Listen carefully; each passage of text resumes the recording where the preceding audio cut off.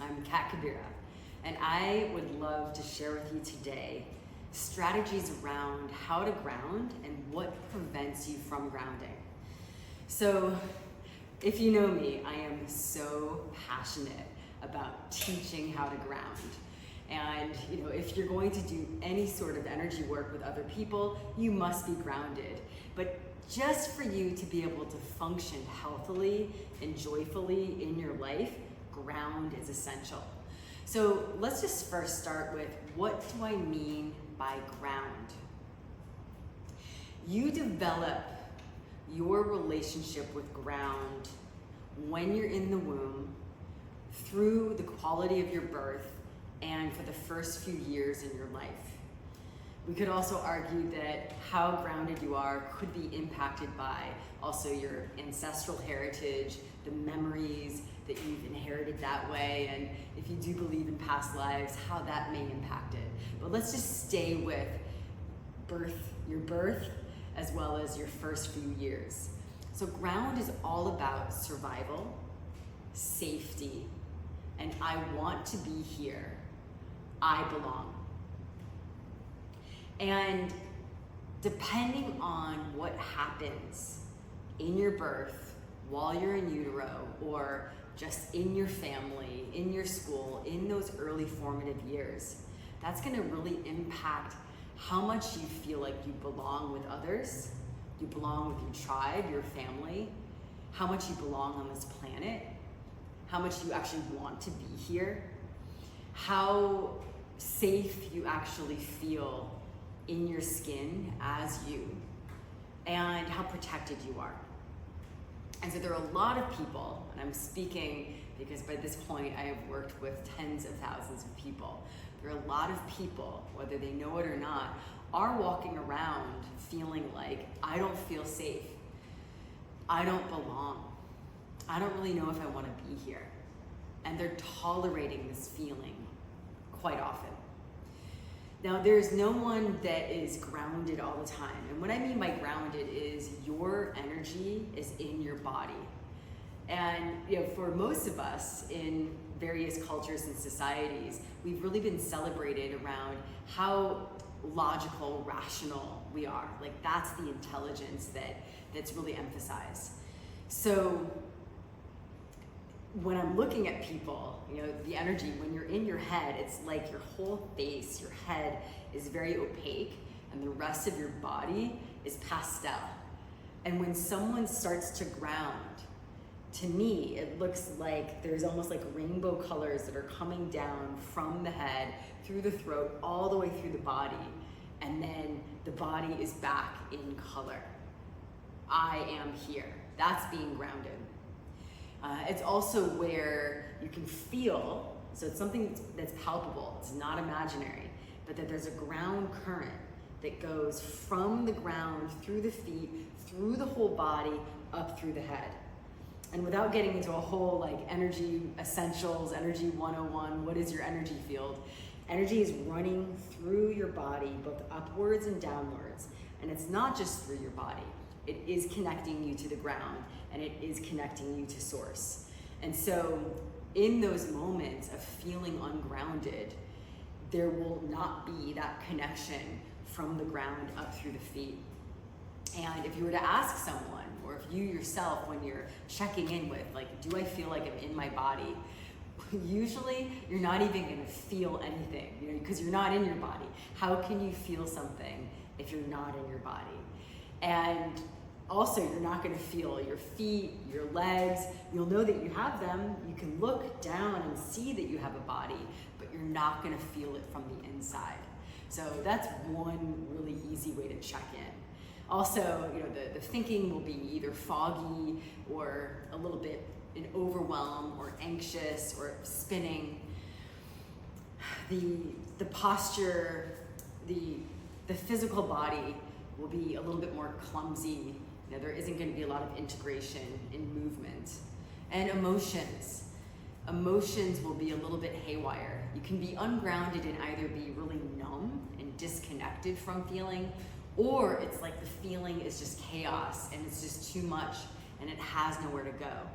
And the beauty of ground is that when you're really plugged in, down into the ground and up through the body, through the sky, it's like there's all this space for any emotion to move. Emotions are waves. Energy moves in motion. Energy moves in these waves. So it gives a place for them to start to transmute.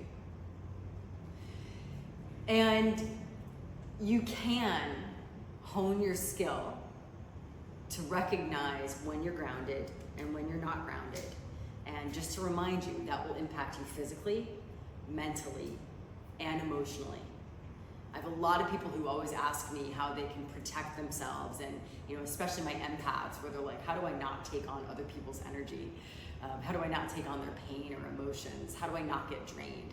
And first and foremost, you being in your body means nothing else is going to get in. So it's really learning how to be stable with yourself. But the challenge will be is that if you have some sort of imprinting that's happened, some sort of something that's happened while you're in the womb, during your birth, in the first few years of your life, that may impact how safe you actually feel, how stable you actually feel as yourself on this planet. And so that's where doing embodied trauma work, meaning not just talk therapy, but where you're really sensing how the trauma still lives in your body as energy, and how that's still pulling your system from present time and still pulling you into like a vortex or a portal into the past. Because what's interesting about the body is that the body does not experience itself as past, present, future. Everything that happens in the body is, this is what's happening right now. And so that can be part of the challenge, is that you may be so intelligent about all the things that have happened in your life, but it's still alive in your body. There's still a charge. And so even though you're logically realizing like everything's okay right now, your body is like, no, that trauma never got resolved. It never got transmuted. There was never a resolve where I can actually let go and come back into present time. Now, that's a whole other animal of work that we would talk about, but I do want to say that for you to know that ground is not just something that happens one time. You're in your body and that's it. Like, you're going to come in your body and then you're going to leave your body. You're going to come in your body, you're going to leave. And you can build capacity with this, meaning that there's a depth of ground that you have, and over time that depth can get deeper and deeper and deeper. So the more you meet yourself in your totality, you can really develop that ground and capacity. You could liken it to if you were just starting Qigong for the first time and you're really connecting with the energy from your feet down into the ground. And in the beginning, like, you might get that ground, but maybe it's just a half meter down or a meter down. But then you meet some, really, really skillful Qigong master, and they're going kilometers down into the earth. So it's like there's still ground, but we're talking the ability to build that depth and capacity. So 2 things that you can do, even if you're not aware of your energy body yet, or not sensitive or refined to what's going on in your body. And something that I find myself often teaching, because when I work privately and with groups, when I work privately with clients and we'll be doing these epic energy sessions, anything that's happening in your body, anything that's happening in your energy body is going to impact your life, and your life also impacts your energy body. And so I often find myself giving people homework or ways to help integrate whatever we're doing in these sessions, because your life matters.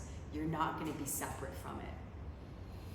So if being grounded means I want to be here, I feel safe here. And when we unground, quite often it's just like something is not feeling good right now. Whether it's that unresolved trauma from the past that's constantly getting sparked in our system, where it's like, no matter what, nothing feels good because I still have this old pain reliving and re-triggering within myself. Or just right now in this present moment, something isn't feeling good. And so I do want you to respect those times when you catch yourself wanting to leave or unground, as you're not being unskillful. There might be something that the sensitivity of your system is saying, your body's saying, hey, something doesn't feel right. I don't want to be here. I can't settle in. So when I'm working one-on-one with clients, you just even to at least create the best environment for ground, it's like I need to make sure that the space that we're doing the work in is comfortable for them. You know, that the space between us, you know, in terms of boundaries feels right for them, that the temperature is good, that the smell is right in the room. You know, there's all these different nuances, the sounds, you know, making sure that it's quiet enough, or, you know, for my clients where they need a certain sound to help ground. So I pay attention to all of those environmental details. And also, what can I do in our rapport to create also like just an organic connection where they feel comfortable with me? So, because if not, even if they tell themselves, I want to feel good here, their system's going to say, I don't feel good here. So 2 things to consider.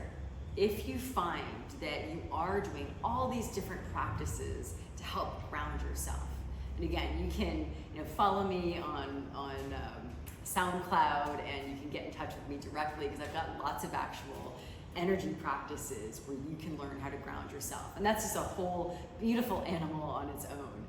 But what I'm talking about is more in your own life, where you're just feeling disconnected, you're feeling stuck, you're feeling like you're working on yourself so much and still things aren't changing.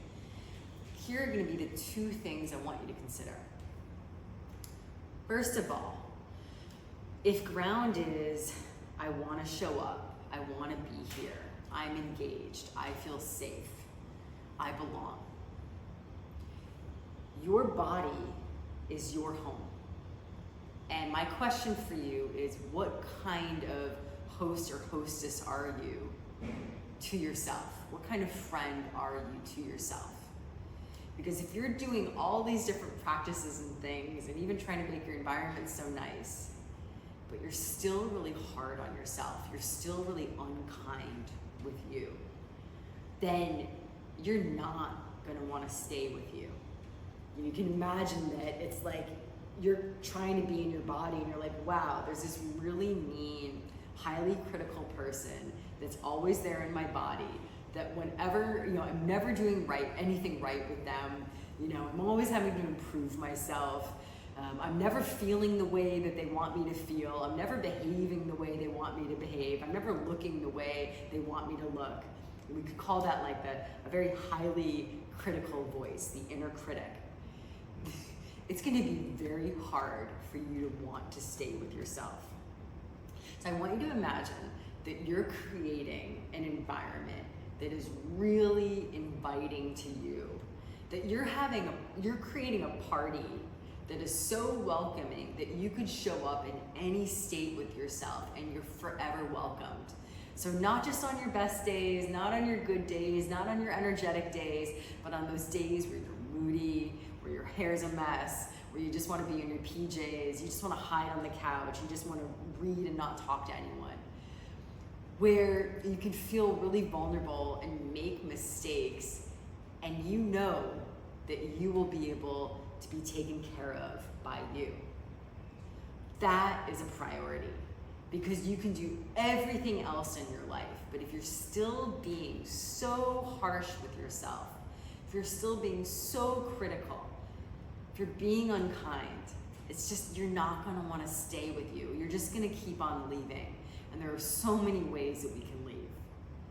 So that's first step. Sounds super easy, but really, like if you take this homework on, I want you to start to even observe, because we're not always conscious about how we talk to ourselves. Start to observe, how are you talking to yourself throughout the day? When you're with other people, how are you relating to yourself? If you're a teacher or when you're at work, how is your voice with you? So that is a true game changer.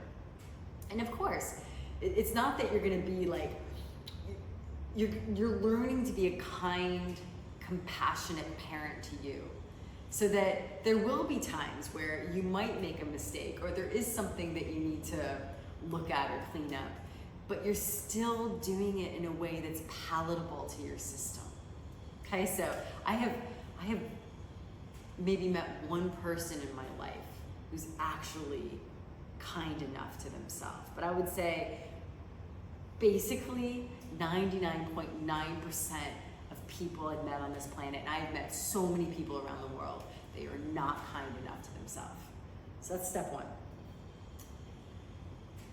Step two is, if you don't like your life, you're gonna drive yourself crazy and be very unrealistic to try to keep showing up in your life engaged when there's nothing there engaging you. So, I'll have clients that come to me, 1 to 2 times a week, and we're doing all these practices, and then they go back home to their regular life, and they're like, I don't get it. Like, I'm still finding myself ungrounding. And I'm like, well, tell me about your job. Oh, I hate my job. Tell me about the city you live in. I really, really do not like my home. Tell me about your relationship. I really don't like my relationship. Now, of course, and again, these are longer discussions, there is that dance around, is it making specific changes within home, within relationship, within work, that will actually make you more engaged? Because sometimes we're scared to actually assert our needs, and that's important. Asserting needs is also first chakra. It's part of your ground. But sometimes it's also having the guts, even though it's scary, to admit, like, this isn't working. I'm trying to tolerate something, like I'm tolerating this discomfort because I'm simply just scared to take this risk. And it's so important, like, you incarnated not just for comfort zone, but you incarnated for exquisite risks, for expansion, for growth. And that's so important. We actually get off. We get off when we grow. We get off on that healthy friction. So if you're someone who, let's say, have just come out of a really traumatic situation, maybe, whatever it may be, there will be a time where you need to incubate, where you need to regroup, where you need to self-soothe, where you need to actually have that really small little cave where it's like everything's being taken care of. But once we're resourced, we actually need to express our energy. We need to express our wildness. We need to be able to stretch ourselves. We get sleepy, we get numb, we get lethargic if we're just staying in that comfort zone. And it can feel scary because it's like, oh, I'm just in this nice little sweet comfort zone. But we're suddenly moving into a place of new possibilities, of learning new things, of finding strength we didn't even know we had, or building new strength. That gets us off, and there's pleasure there. So the last piece I'll say, along with exquisite risks and expansion, is pleasure is what will ground you. If you leave because you're like, this doesn't feel good, you can imagine that if you keep orienting towards pain and orienting towards that which doesn't feel good, that is not going to make you want to show up more. You're just going to be like, see, prove my point, it sucks here. But pleasure, and I'm not talking like negative pleasure, I'm not saying like jump on a plane and go to some wild place, that can be fun at times, but more about like the little things that bring pleasure, but also the things that just, it's unexplainable because it's going to be unique to you, the things that just bring delight to your heart. And of course, you have to feel your heart to know that which brings delight. So the last note I'll end on this is that that's actually how I began my own healing journey. I struggled with anorexia, bulimia. I took lots of different drugs, and I was suicidal, and it was very painful to be here, and I was not functioning well. I had a hard time being around others. I was so hard on myself. I had a hard time sleeping. I had a hard time eating. I sometimes would pray at night to not wake up. And I remember when I first got on the yoga mat, and although my healing journey became much longer, because there was many layers for me to meet, what really got me hooked was I got on the yoga mat. I was like 18 years old, and at that time I was 35 kilos, really bony, like it just felt uncomfortable being in my body. But I laid on the yoga mat, and it was just some rest in between some pose. It was a hatha class. And all of a sudden I felt these sparkles in my body. And I was like, what is this? I've never felt anything so magical, so pleasurable before.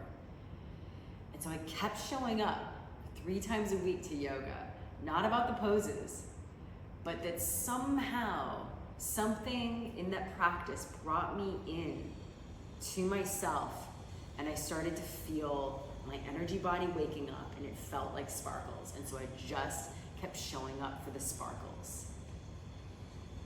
I wasn't showing up for the pain. You would not have sold me on my healing journey if it was like, yeah, you go in your body, it's really painful, you know, at some point it will feel good. I first went with the pleasure. And so whether it's orienting towards pleasure or things that feel good inside yourself, including your voice.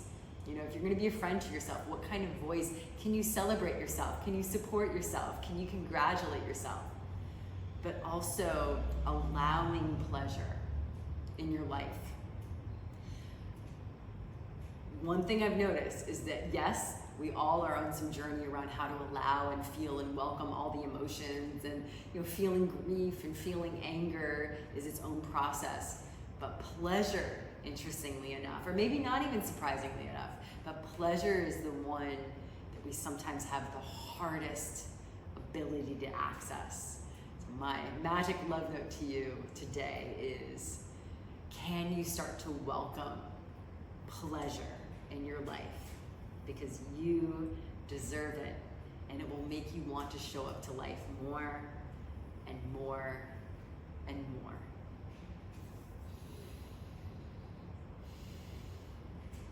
I wish you a very, very beautiful